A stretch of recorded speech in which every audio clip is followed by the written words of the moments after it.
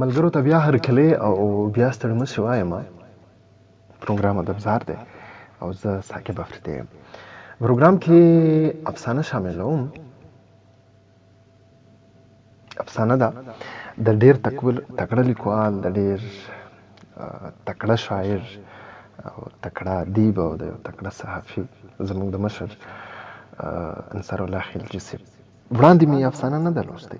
په لومړي ځل مې د دوی افسانه ولوسته او دومره زیاته مې خوښه شوه چې فیصله مې وکړه چې رومرو به یې پروګرام کې شاملوم. او یوه بله او مهمه وجه یې دا وه چې کوم روان حالات دي، کومې روانې چارې دي، کوم د کرونا صورتحال دی او بیا د کرونا وایرس له امله په چاپېرچل کې چې کومې هلې ځلې موږ ته په نظر راځي. یو شمېر کردارونه هغه زموږ او ستاسو د نظر تر وړاندې شپه ورځ هغه ګرځي را ګرځي، څوک مخامخ او څوک د ټي وي په شیشه یا د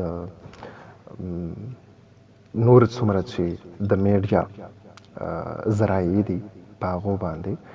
نو دغه ټول حالات او واقعات په دغه افسانه کې خوندي کړي شوي دي. ډېره ښکلې افسانه ده. تمه ساتمه چې ستاسو هم خوښه شي. د ستاسو توجه او ستاسو پام به ورته غواړم.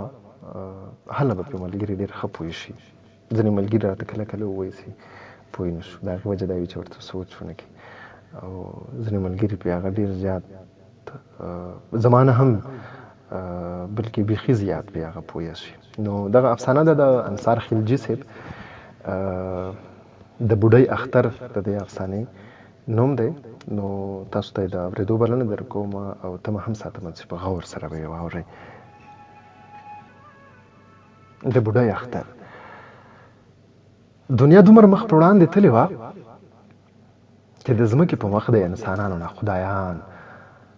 خدایان ډېر شوي وو. د غیرت په نوم وژنه، د شهرت په نوم وژنه، د عزت په نوم وژنه، د مذهب په نوم وژنه، د شهرت په نوم وژنه، ان تر دې چې د ادم زامن دومره ډاډه شوي وو چې د فرښتو ګریوان ته یې هم لاسونه اچول. د ادم زامنو چې په ځمکه هر څه کول، نو مالک ورته د پاس اسمان نه په تماشه و. څنګه چې انسان ته انسان نه ښکارېده، نو مالک د کرونا په نامه یوه داسې ورکوټې وایرس راولېږه چې هغه ته پوره نړۍ څه نه ښکارېده. چا منله او چا ته ټوکې ښکارېدې. چې چا نه منله هغه د ایمان خاوندانو او چا چې منله د هغو ایمان ډېر کمزوری و. د مضبوط ایمان خاوندانو فقط پوزه او خوله نه پټوله، باقي چې څه په لاس ورتله هر څه یې پټول.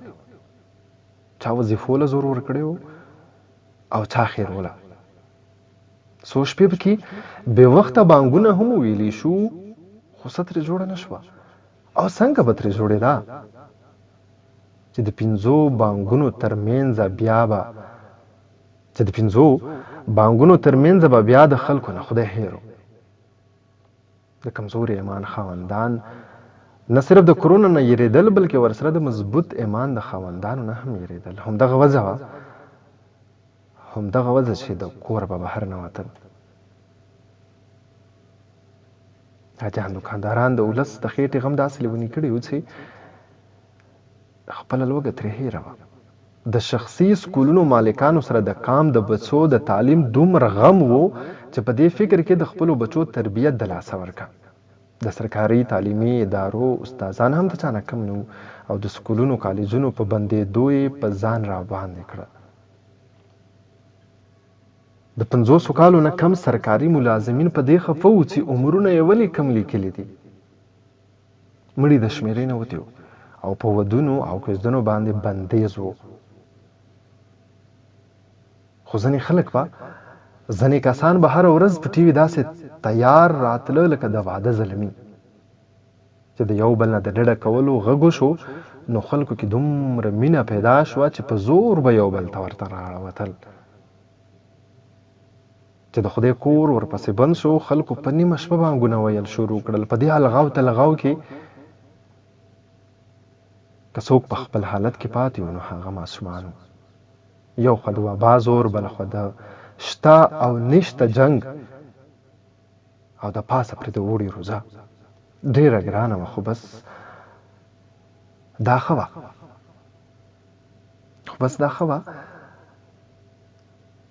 چې بیوپاریانو د خوراک څښاک د څیزونو قیمتونه دومره کم کړل چې د غریب نه غریب سړي ته به خپلو بچو له په لږه میوه دانه راوړلو ځان بد ښکارېده.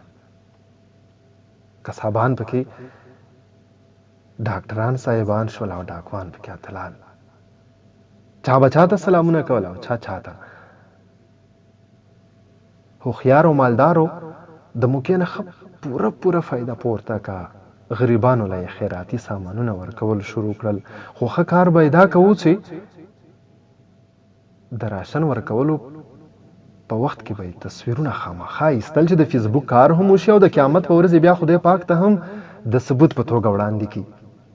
په دې خیراتي کارکوونکو کې یو د ټي وي یو کم عقل او ساده د کار هم و. خو دې عاجز به تصویرونه نه جوړول. کیدای شي چې هغه په اداکارۍ کې ټول عمر دومره ګناهونه ګټلي وو چې په تصویرونو یې ترې ځان نشو خلاصولی. یو ورځ ورته چا وویل چې په فلانکي کلي کې یوه بوډۍ سره د پیغلو نو څو یوازې اوسېږي او څوک یې نشته. اداکار معلومات وکړل او چې تسلي وشوه نو د خوراک سامان یو څو ډکې پیټۍ یې د بوډۍ کور ته یوړې چې څنګه یې ور وټکوو نو بوډۍ دروازې ته شو او تپوس یې وکړو څوک؟ هلک مورې څه د خوراک څښاک سامان مې درله راوړی دی. بوډۍ جنکو راشه یو بل ورور مو درله سامان راوړی دی. جنکو سامان کور ته دننه کوو او اداکار بوډۍ ته ویل چې مورې دعا راته کوه. بوډۍ بچیه دعا خو درته کوم خو ولې تصویر را سره نه وباسې؟ هلک مورې په تصویر څه کې؟ بوډۍ زویه زه په تصویر څه کوم خو مونږ له خو چې تر اوسه چا هم څه راوړي دي نو تصویرونه یې را سره خامخا وباسلي دي. هلک ښه لکه نور خلک هم راځي. او زویه زمونږ خو سم اختر دی روزانه څوک نه څوک راځي. مورې تاسو خبرې چې بهر څه چل دی؟ زویه خبر خو نه یم خو چې څه هم دی الله دې همدغسې روان وساتي ځکه چې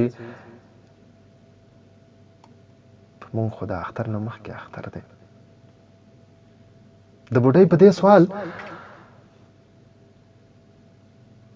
که هلک امین ویل نو بهر لا خلک مړه کېدل او که بوډۍ ته یې حال وی چې بهر څه حال دی نو د بوډۍ اختر خرابېدو. بس هم په دې کې ورته خیر ښکاره شو چې سلام وکړي او چپه خوله واپس شي.